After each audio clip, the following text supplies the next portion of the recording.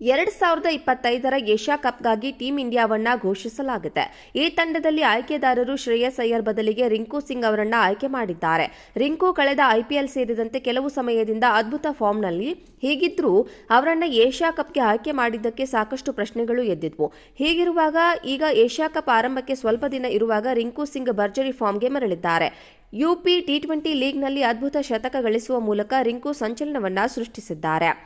UP T20 league 2025ರ 9ನೇ ಪಂದ್ಯದಲ್ಲಿ ಮೀರತ್ ಮಾವಿರಿಕ್ಸ್ ಪರ team ಇಂಡಿಯಾದ ಸ್ಟಾರ್ ಬ್ಯಾಟ್ಸ್ಮನ್ ರಿಂಕು ಸಿಂಗ್ ಸ್ಫೋಟಕ ಬ್ಯಾಟಿಂಗ್ ಪ್ರದರ್ಶನವನ್ನ ನೀಡಿದ್ರು.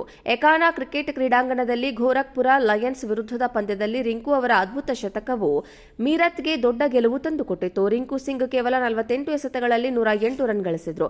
ಅವರ ಇನ್ನಿಂಗ್ಸ್ನಲ್ಲಿ 7 ಬೌಂಡರಿಗಳು ಮತ್ತು 8 ಸಿಕ್ಸರ್ಗಳು ಸೇರಿದ್ದವು. ಈ ಇನ್ನಿಂಗ್ಸ್ನಿಂದಾಗಿ ಮೀರತ್ ಮಾವೇರಿಕ್ಸ್ ಗೋರಖ್ಪುರ ಲಯನ್ಸ್ ತಂಡವನ್ನ 6 ವಿಕೆಟ್ಗಳಿಂದ ಸೋಲಿಸಲಾಗಿದೆ. ಟಾಸ್ ಗೆದ್ದು ಮೊದಲು ಬ್ಯಾಟಿಂಗ್ ಮಾಡಲು ಗೋರಖ್ಪುರ್ ಲಯನ್ಸ್ ನಿರ್ಧರಿಸಿತು. 20 ಓವರ್ಗಳಲ್ಲಿ 167 ರನ್ ಗಳಿಸಿತು.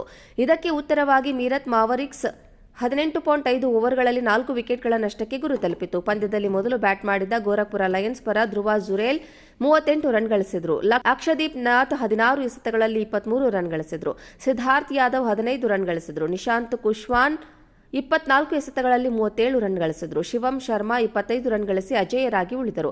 ಈ ರೀತಿಯಾಗಿ ಗೋರಖ್ಪುರ ಲಯನ್ಸ್ 167 ರನ್ ಗಳಿಸಿತು. ಮೀರತ್ ಮಾವರಿಕ್ಸ್ ಪರ ವಿಶಾಲ್ ಚೌಧರಿ ಮತ್ತು ವಿಜಯ್ ಕುಮಾರ್ ಅತಿ ಹೆಚ್ಚು ವಿಕೆಟ್ ಪಡೆದರು. ಇಬ್ಬರು ತಲಾ 3 ವಿಕೆಟ್ ಪಡೆದರು. ಜಿಶನ್ ಅನ್ಸಾರಿ 2 ವಿಕೆಟ್ ಪಡೆದರು. ಯಶ್ ಗಾರ್ ಕೂಡ 1 ವಿಕೆಟ್ ಅನ್ನ ಪಡೆದಿದ್ದಾರೆ.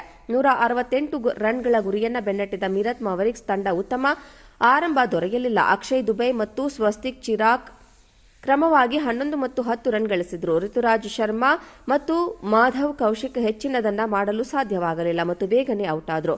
ಮೀರತ್ ತಂಡ ಸಂಕಷ್ಟದಲ್ಲಿದ್ದಾಗ ರಿಂಕು ಸಿಂಗ್ ಬ್ಯಾಟಿಂಗ್ಗೆ ಬಂದರು. ಅವರು 48 ಎಸೆತಗಳಲ್ಲಿ 108 ರನ್ ಗಳಿಸಿದ್ರು.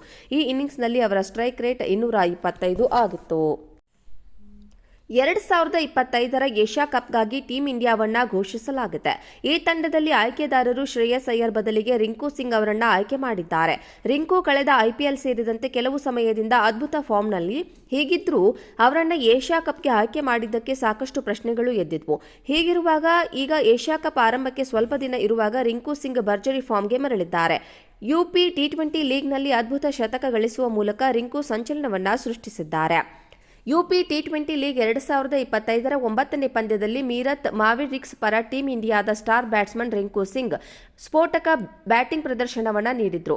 ಎಕಾನಾ ಕ್ರಿಕೆಟ್ ಕ್ರೀಡಾಂಗಣದಲ್ಲಿ ಗೋರಖ್ಪುರ ಲಯನ್ಸ್ ವಿರುದ್ಧದ ಪಂದ್ಯದಲ್ಲಿ ರಿಂಕು ಅವರ ಅದ್ಭುತ ಶತಕವು ಮೀರತ್ಗೆ ದೊಡ್ಡ ಗೆಲುವು ತಂದುಕೊಟ್ಟಿತು. ರಿಂಕು ಸಿಂಗ್ ಕೇವಲ 48 ಎಸೆತಗಳಲ್ಲಿ 108 ರನ್ ಗಳಿಸಿದ್ರು. ಅವರ ಇನ್ನಿಂಗ್ಸ್ನಲ್ಲಿ 7 ಬೌಂಡರಿಗಳು ಮತ್ತು 8 ಸಿಕ್ಸರ್ಗಳು ಸೇರಿದ್ದವು. ಈ ಇನ್ನಿಂಗ್ಸ್ನಿಂದಾಗಿ ಮೀರತ್ ಮಾವೇರಿಕ್ಸ್ ಗೋರಖ್ಪುರ ಲಯನ್ಸ್ ತಂಡವನ್ನ 6 ವಿಕೆಟ್ಗಳಿಂದ ಸೋಲಿಸಲಾಗಿದೆ. ಟಾಸ್ ಗೆದ್ದು ಮೊದಲು ಬ್ಯಾಟಿಂಗ್ ಮಾಡಲು ಗೋರಖ್ಪುರ್ ಲಯನ್ಸ್ ನಿರ್ಧರಿಸಿತು. 20 ಓವರ್ಗಳಲ್ಲಿ 167 ರನ್ ಗಳಿಸಿತು. ಇದಕ್ಕೆ ಉತ್ತರವಾಗಿ ಮೀರತ್ ಮಾವರಿಕ್ಸ್ 18.5 ಓವರ್ಗಳಲ್ಲಿ 4 ವಿಕೆಟ್ಗಳ ನಷ್ಟಕ್ಕೆ ಗುರಿ ತಲುಪಿತು. ಪಂದ್ಯದಲ್ಲಿ ಮೊದಲು ಬ್ಯಾಟ್ ಮಾಡಿದ ಗೋರಖ್ಪುರ ಲಯನ್ಸ್ ಪರ ಧ್ರುವ ಜುರೇಲ್ 38 ರನ್ ಗಳಿಸಿದ್ರು. ಅಕ್ಷದೀಪ್ ನಾಥ್ 16 ಎಸೆತಗಳಲ್ಲಿ 23 ರನ್ ಗಳಿಸಿದ್ರು.